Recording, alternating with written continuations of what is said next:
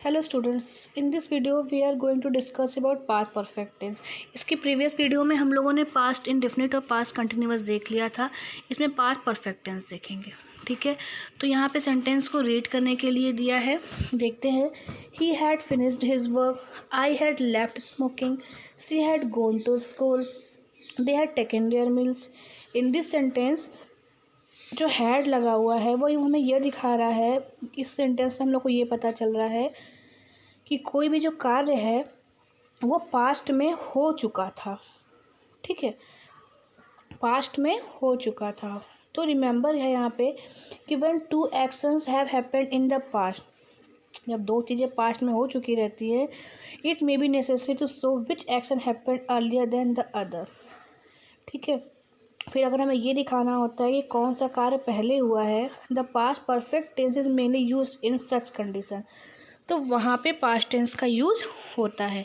तो बेटा पढ़ने से अच्छा है ना कि हम इसके कुछ रूल और एग्जांपल्स देखें तो हमें ज़्यादा अच्छे से समझ में आ जाएगा। ठीक है, use of the past perfect tense can not be use in single action के साथ यूज़ नहीं होता है। There must be two past action, दो पास्ट एक्शन इसमें होना चाहिए। ठीक है, जैसे action completed first after I had purchase the scooter, इसके बाद मैंने स्कूटर खरीदा।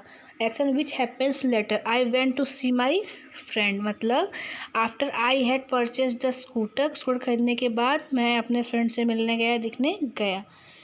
ठीक है, till I had return home, जब मैं घर वापस आया, he did not close the door, उसने दरवाज़ा बंद नहीं किया। ठीक है, तो दो चीज़ों को देखिए यहाँ पे जोड़ा गया ना, मतलब पहले घर आया फिर उसने देखा। This tense is used to show an action that had been completed before a given time in the past. ये हमें क्या दिखाता है कि जो भी एक्शन है वो कैसे कंप्लीट हुआ है, जो दिया गया समय है उसके पहले। The thief had ran away before the police come. Police के आने से पहले चोर भाग चुके थे। I had reached the school before the bell rang.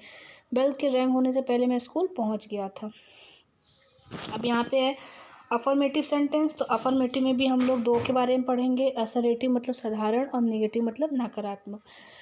तो इसका फॉर्मेशन क्या होता है, subject plus had, third form of the verb object और फुल स्टॉप।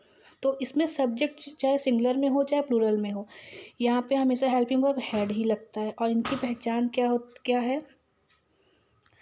चुका था, ठीक है, चुकी थी, चुके थे, तो इस तरह से इनकी पहचान होती है। तो फॉर्मेशन के अकॉर्डिंग है कि she had sung a song before she slipped, और सोने से पहले गाना गा चुकी थी। I had received your letter in time, मैं समय से या समय में तुम्हारा लेटर प्राप्त कर चुका था। फिर आगे हम नेगेटिव में हमेशा नॉट का यूज़ करते हैं। जैसा कि मैंने बताया कि सब्जेक्ट चाहे कोई भी हो, सिंगुलर हो चाहे प्लूरल, हम उसके साथ हैड का यूज़ करते हैं। तो सब्जेक्ट है, हैड नॉट है, third form of the verb and object. They had not enjoy the serial, she had not sung a song before she slept, you had not reported it before. हर चीज़ यहाँ नकारात्मक negative में हो जाती है। ठीक है, इसके बाद है इंट्रोगेटिव सेंटेंस। तो इंट्रोगेटिव सेंटेंस में भी हम लोग दो के बारे में पढ़ेंगे, सिंपल इंट्रोगेटिव। तो सिंपल इंट्रोगेटिव में जो क्या वर्ड होता है वह पहले आ जाएगा। ठीक है, तो क्या है, तो हेल्पिंग वर्ब पहले आ जाएगा, had, subject, third form of the verb और ऑब्जेक्ट के साथ क्वेश्चन मार्क, क्योंकि इंट्रोगेटिव है। तो had they enjoy the serial, क्या उन लोगों ने सीरियल एंजॉय किया था। Had he already left his house, क्या वे अपना घर छोड़ चुके थे। तो इस तरह के सेंटेंस में चाहे सिंगुलर हो चाहे प्लूरल सब्जेक्ट हो, हम हैड का यूज़ करते हैं वर्ब की थर्ड फॉर्म के साथ। उसके बाद है यहाँ पे डबल इंट्रोगेटिव सेंटेंस। तो अब डबल इंट्रोगेटिव सेंटेंस का जो फॉर्मेशन होता है वह होता है क्वेश्चन वर्ड के साथ। क्वेश्चन वर्ड जो होते हैं वो क्या होते हैं, विच, वेयर, व्हाट, वाई, व्हेन, इसको क्वेश्चन वर्ड बोलते हैं। इनके साथ हैड का यूज़ करेंगे, सब्जेक्ट फिर वर्ब की थर्ड फॉर्म और ऑब्जेक्ट। जैसे वेयर हैड दे इंजॉयड, उन लोगों ने इंजॉयड कहाँ किया। whom had they seen before I said to them, what had you done before you went to school, school जाने से पहले तुमने क्या किया। तो यहाँ पे जितने भी क्वेश्चन वर्ड हैं, ये जब इनकी हिंदी में हम इसको ट्रांसलेट करेंगे तो सारे क्वेश्चन वर्ड क्या, क्यों, कैसे सब बीच में आएंगे, मिडिल ऑफ द सेंटेंस। ठीक है, इसलिए यहाँ हम क्वेश्चन वर्ड का यूज़ करते हैं। ठीक है, उसके बाद हम देखते हैं यहाँ पे पास्ट परफेक्ट कंटिन्यूअस टेंस। तो इस पे भी हम स्टार्ट करेंगे अफर्मेटिव सेंटेंस से, साधारण वाक्य से। तो अफर्मेटिव में भी हम लोग दो के बारे में पढ़ेंगे, असर्टिव और निगेटिव। तो असर्टिव की बात करें तो इनका जो फॉर्मेशन होता है वो सब्जेक्ट होता है, फिर हैड बीन, सिंगुलर हो चाहे प्लूरल, हैड का यूज़ करते हैं उनके साथ बीन का, आईएनजी फॉर्म यूज़ करते हैं वर्ब की फर्स्ट फॉर्म के साथ, जैसे कि प्ले का प्लेइंग हो जाता है। और चूँकि हम जितने भी परफेक्ट कंटिन्यूअस टेंस होते हैं, चाहे प्रेजेंट का हो, चाहे पास्ट का हो, चाहे फ्यूचर का, हम समय का उनके साथ यूज़ करते हैं, इसलिए समय के लिए यूज़ करते हैं तो वहाँ पे सिंस एंड फॉर ऐड करते हैं समय के पहले। जैसे they had been living there for a week before I saw them, she had been doing her job since 1 January, वह इस जॉब को, वह अपनी जॉब को 1 जनवरी से कर रही है। You had been writing a letter for 2 hours।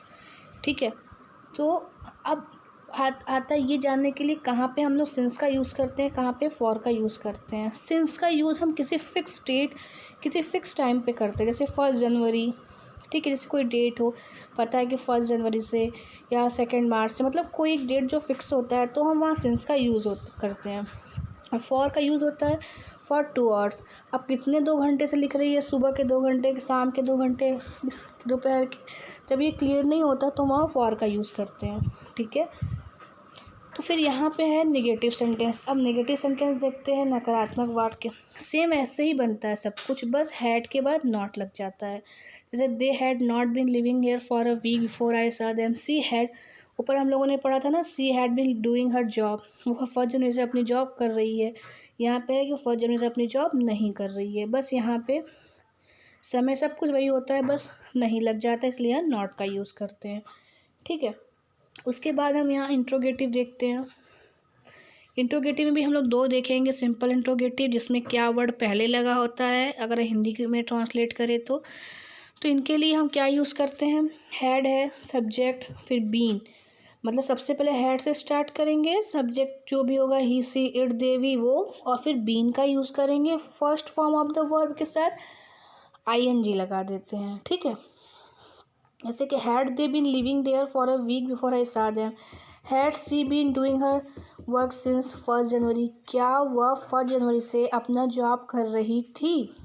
इस तरह से सेंटेंस होता है। Had you been writing a letter for 2 hours, क्या तुम 2 घंटे से पत्र लिख रहे थे। तो इस तरह से सेंटेंस होता है इंट्रोगेटिव सेंटेंस, जिसे हम सिंपल इंट्रोगेटिव कहते हैं। इनकी पहचान होती है क्या से। ठीक है, सेकंड है यहाँ पे double interrogative sentence. Double interrogative में क्या होता है, जितने भी क्वेश्चन वर्ड होते हैं, व्हाट, वेयर, वाई, हाउ, ये सब मिडिल ऑफ द सेंटेंस होते हैं, मतलब किसी भी जो वाक्य होते हैं हिंदी में उनके बीच में आते हैं। ठीक है, तो जब ये बीच में आते हैं तो इनकी मीनिंग सब, इनकी जो टेंस में जब हम इनको बनाते हैं तो सबसे पहले बनेंगे। ठीक, तो जैसे how had a wind been blowing since morning, सुबह से कैसी हवा चल रही है। What had Mayank been doing for 2 hours, Mayank 2 घंटे से क्या कर रहा था। ठीक है, तो इस तरह से ये सेंटेंस यहाँ पे बनता है। ये वीडियो यहाँ पे पास्ट टेंस आपका कंप्लीट हो गया। मैं इसकी एक्सरसाइज आपको पीडीएफ में सेंड कर दूँगी। ओके।